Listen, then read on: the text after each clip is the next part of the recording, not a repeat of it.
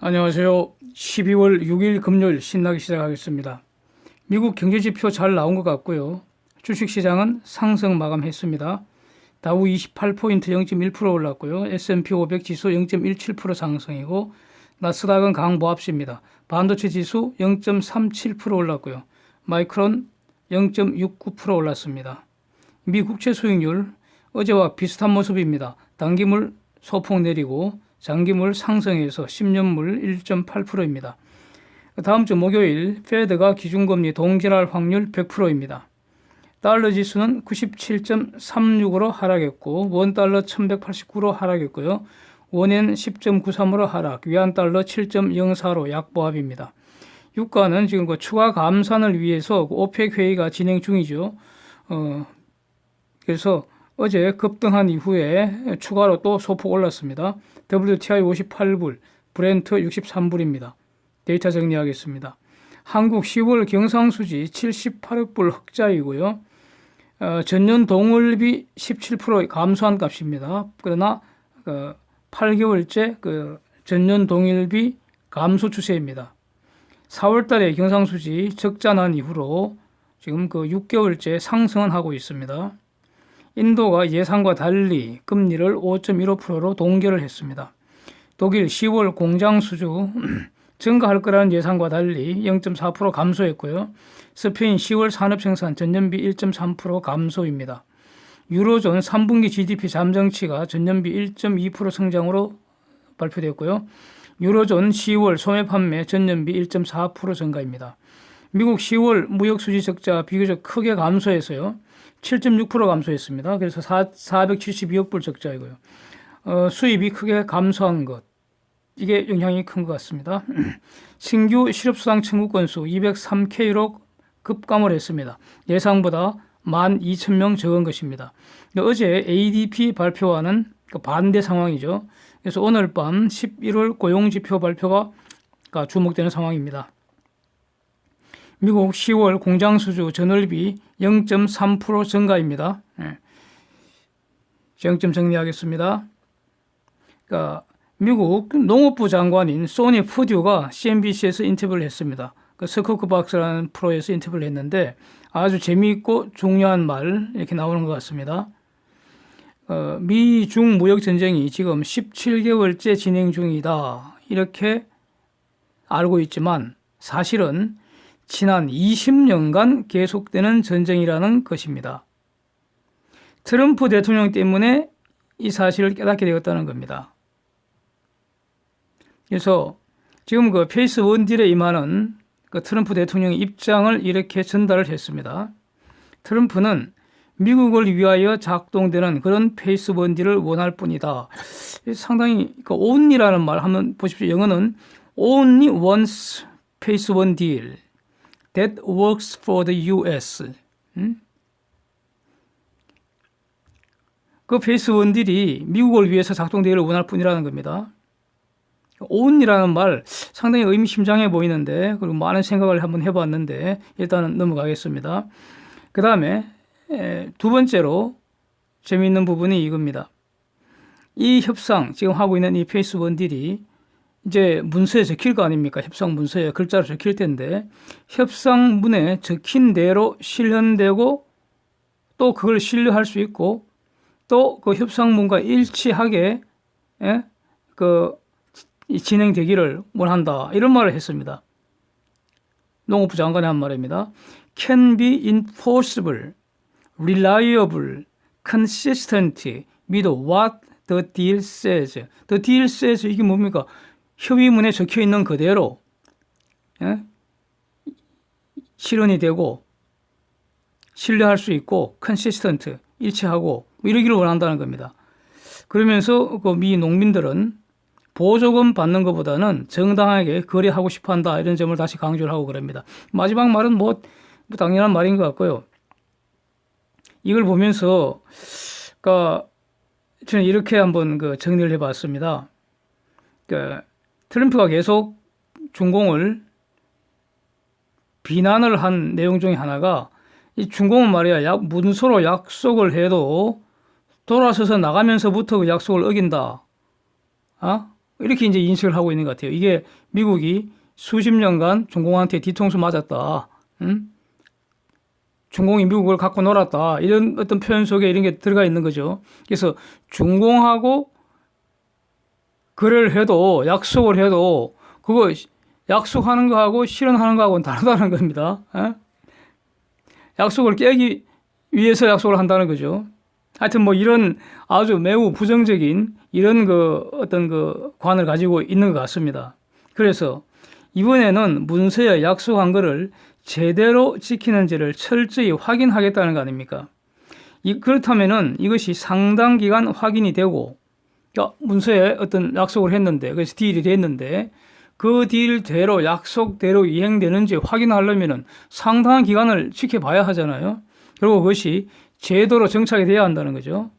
그래야지 기존 관세 철회가 비로소 가능할 거다. 이게 트럼프의 확고한 속마음이 아닐까 하는 생각이 들었습니다. 트럼프가 이미 이러한 취지의 발언을 여러 번 공개적으로 한 바가 있습니다. 따라서 이번에 중공이 그렇게 간절히 예약을 복구하는 관세 철회 또는 경감, 이거는 힘들지 않을까 이렇게 다시 한번 정리를 합니다. 중공 상무부도 발표를 했는데 뭔가 말을 했는데, 무역협상 주무부서가 상무부 아니겠습니까? 그래서 그 대변인이 가오뽕이죠. 이 사람이 미중 협상팀은 지금 긴밀하게 소통하고 있다. 합의 위해서는 기존 관세 줄여야 한다. 이 원칙에 변함이 없다. 뭐 이런 내용을 말했습니다. 결국 지금 그 중공이 달라진 것은 아직 아무것도 없는 것 같고요. 그래서 이대로 가면 관세 부과는 집행될 것 같습니다. 그런데 사실 일주일은 지금 상황에서는 엄청 긴 기간이라고 생각합니다. 쟁점의 정리는 지금 다 되어 있고요. 미국은 할 말 다 한 것 같고요. 남은 것은 중공의 결단만 남았고요. 결단하는 거는 뭐 1초만 해도 할 수 있잖아요. 예. 그래서 결국 그 중공은 마지막 순간까지 예액을 복구를 계속하지 않을까 이렇게 보여집니다. 예. 그래서 14일까지 관세가 부과되지 않는 건 또 100% 확실하잖아요. 네. 아직까지 합의가 없는 것도 100% 확실하고 14일까지 관세 부과 안 되는 것도 100% 확실하고 뭐 그러기 때문에 그러니까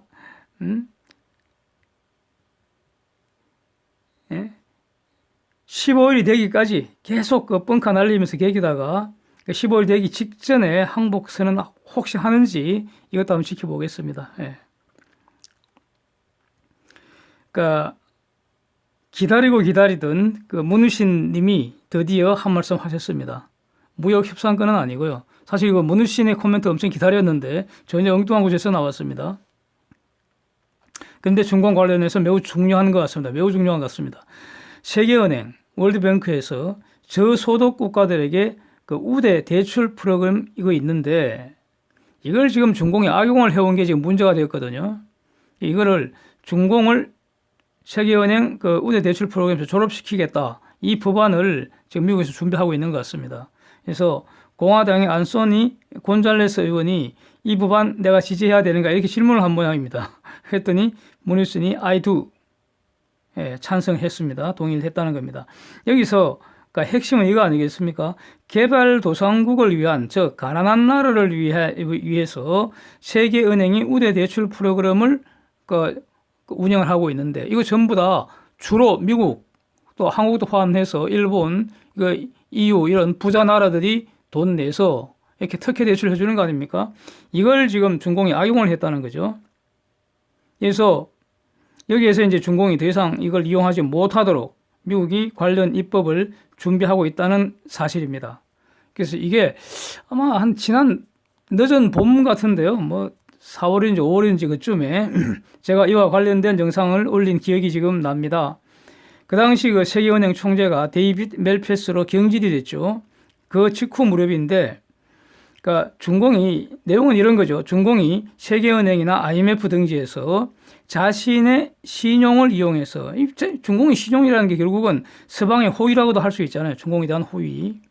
그걸 이용해서 싸게 돈을 빌린 다음에 RBI 한다고 로드 벨트 이니시에이티브 1대1로 이거 한답시고 말이죠. 이거 종잣돈으로 사용한다는 거죠. 그래서 돈을 마구마구 대출해주고 많이 대출해주면 그 빌려간 나라가 제대로 갚을 능력이 없음에도 불구하고 일단 마구마구 대출해주고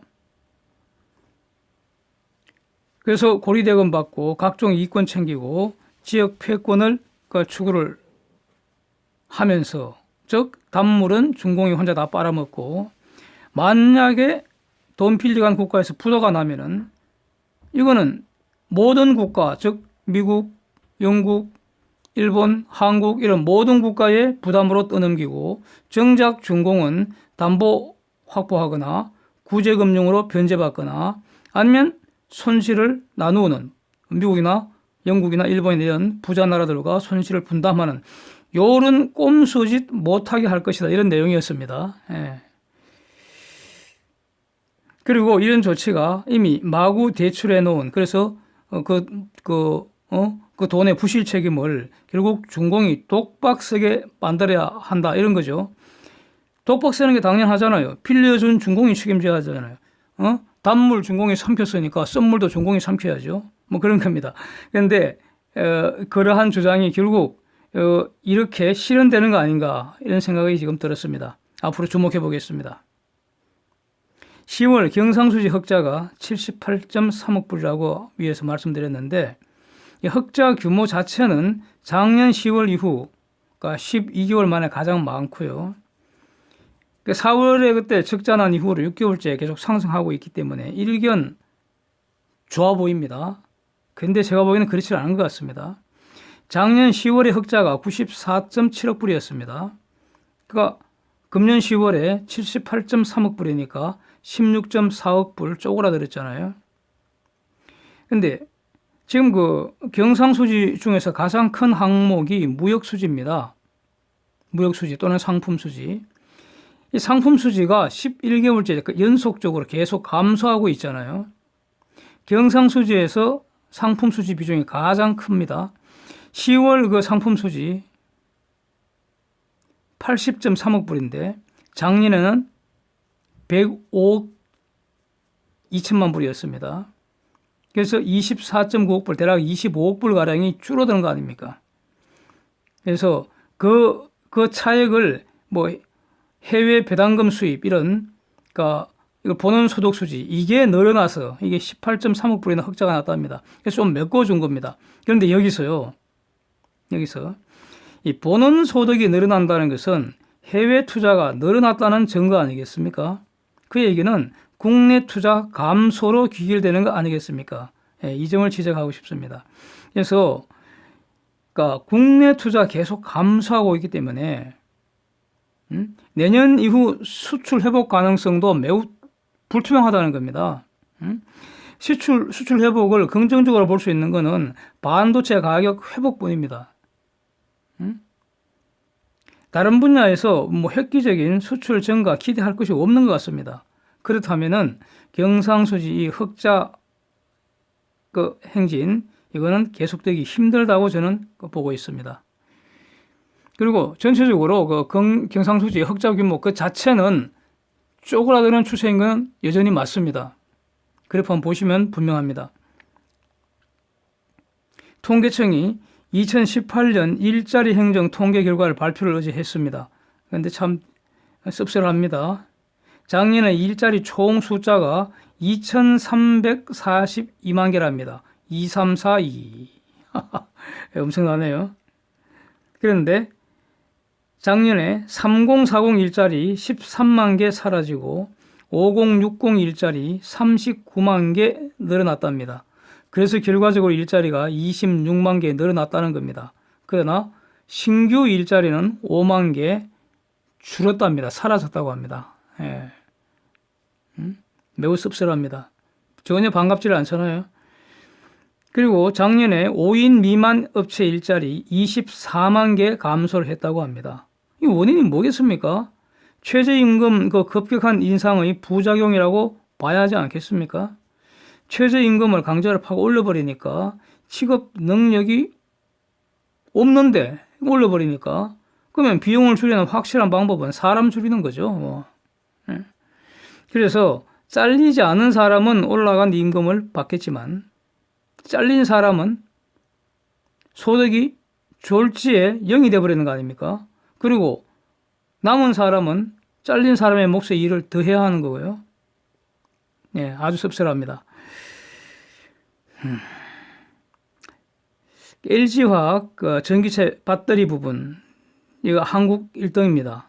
예? 한국 1등이죠. 한국에서 1등이면은 세계에서도 우등생 그룹에 속하겠죠. 그래서 GM하고는 2009년부터 쉐보레 볼트 배터리를 단독으로 공급해 오고 있다는 거죠. GM하고 오랫동안 사이좋게 잘 지내고 있는데 이번에 GM과 오하이오주에 23억 불 규모 전기차 배터리 공장 또 짓는다는 뉴스. 더 월스트리트저널, 로이터 이런 데 떴습니다. 미시간에도 이미 배터리 공장이 있습니다. 그러니까 이번에 미국 내 두 번째 공장 짓는다는 겁니다. 예, 잘 됐으면 좋겠습니다. 김기현 전 울산시장에 대한 중상모략질, 근거 없는 첩보질 이런 걸로 부정선거한 거 지금 다 드러나고 있습니다. 예? 정말 철저하게 밝혀주시길 바랍니다. 그런데 지난번에도 한번 말씀드렸는데 이런 부정선거가 울산만이 아니라 창원, 양산 등 전국에서 한국당과 경쟁관계에 있는 그런 곳에서는 지방선거 하면 싹쓸이 하려고 선거 조작한 흔적이 지금 보이는 것 같습니다. 그렇다면은 이거 3.15 부정선거 능가하는 이 역대급 부정선거 신기록 세우는 거 아닌지 아주 주목이 되는 그런 상황입니다. 그래서 이 뉴스 많은 분들이 다루고 있기 때문에 뭐 저까지 여기에 가시하지 않으려고 하고 있고요. 이제 조용히 보고 있는데 한 가지만 지적을 하고 싶습니다. 언론 보면은 자꾸 말이죠. 제목을 김기현 비위 첩보 뭐 이렇게 자꾸 보도를 하는데 이거 분명히 잘못된 것 같습니다. 김기현 비위 첩보 이게 뭡니까? 이렇게 되면은 마치 김기현 전 울산시장의 비위가 있는 것처럼 잘못 전달될 수가 있잖아요. 사실은 비위가 전혀 없었다는 거 아닙니까? 비위 첩보라는 것 자체가 새빨간 가짜라는 거 아닙니까? 예? 비위라는 것이 애초에 없었는데 마치 비위가 있었고 고발이 되었기에 수사했고 그래서 그 수사는 정당하다고 지금 거짓말 사기질을 하고 있는 거 아닙니까? 근데 그 거짓말 사기질로 해명하는 게 날마다 자꾸 지금 뒤집어지고 있고요. 그런 상황인데 지금 검찰 수사 그 당시 검찰 수사 결과 모든 것을 말하지 않습니까? 모조리 완벽하게 무혐의 처리됐고요. 극히 이례적으로 무혐의 처리한 이유까지 소상하게 밝혔다는 거 아닙니까? 그래서 비위 첩부라는 그 자체가 조작 생산한 거 아닌지, 예? 부정선거를 위한 선전선동에 그런 조작된 비위 첩부라는 것이 활용된 거 아닌지 이 점이 지금 밝혀져야 될 그런 쟁점인데 그래서 김기현 비위 첩보 이렇게 제목을 달지 말고요. 예? 좀 달리 비위 첩보라는 것 자체가 지금 조작되고 거짓말, 사기 선전 선동술의 수단이었으니까 이 점이 명확하게 드러나도록 제목을 좀 잘 뽑았으면 좋겠습니다. 예. 이상입니다. 오늘도 함께해 주셔서 감사드립니다.